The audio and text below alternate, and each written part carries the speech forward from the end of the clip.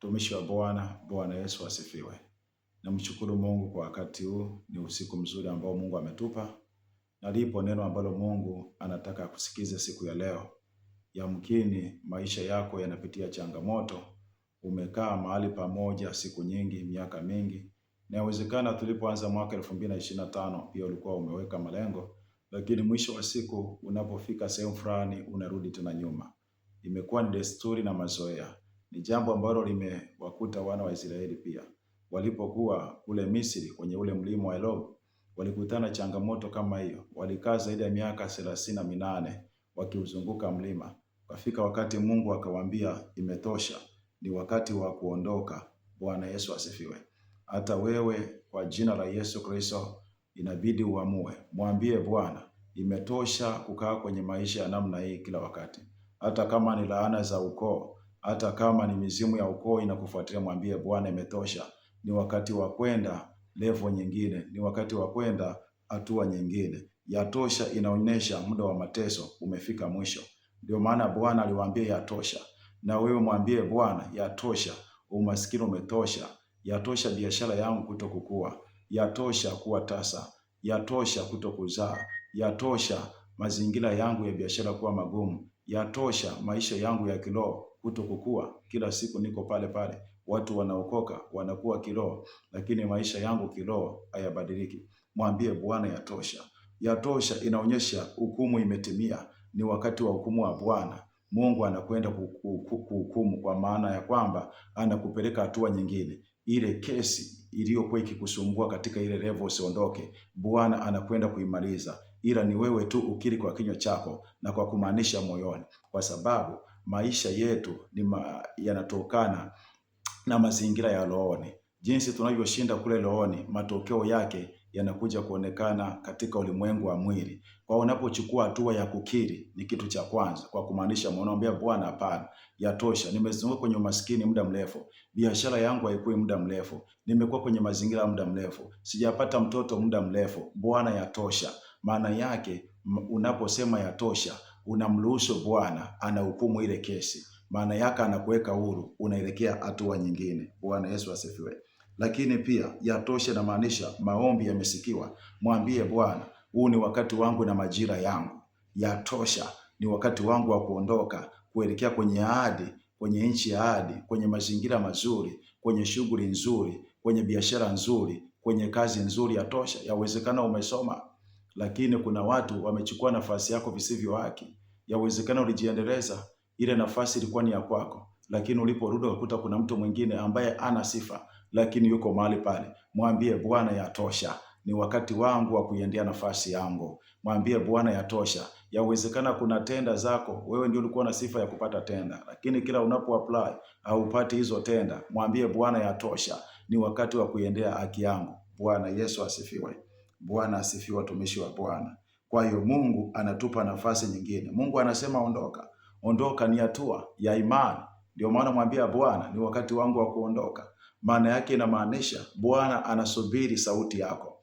Bwana anasubiri useme neno. Bwana anasubiri uanzishe. Umwambie Bwana yatosha. Hii sio nafasi yangu. Mahali hapa sio pa kwangu. Hii level sio ya kwangu. Ni kweli nimekaa muda mrefu. Yatosha. Ni muda mrefu. Miaka 3, miaka 4, miaka 2. Yatosha. Ni wakati wa kusonga mbele. Mwambie Bwana, mwaka 2026 kuanzia sasa ninaondoka, sitakuwa yule yule. Ninaelekea kwenye hatua nyingine katika jina la Yesu Kristo wa Nazareti aliye hai. Maana ya kuondoka kwa lugha nyingine unaweza ukasema ni kuacha mahali pa maumivu. Ni kuacha kifungo cha zamani, ni kuingia hatua mpya. Ni tendo la imani. Bwana Yesu asifiwe, watumishi wa Bwana. Bwana Yesu asifiwe. Muda mwingine tunaweza tukasema pia yatosha ni ukombozi. Namwambia Bwana yatosha, na ukombozi unaletwa na Bwana.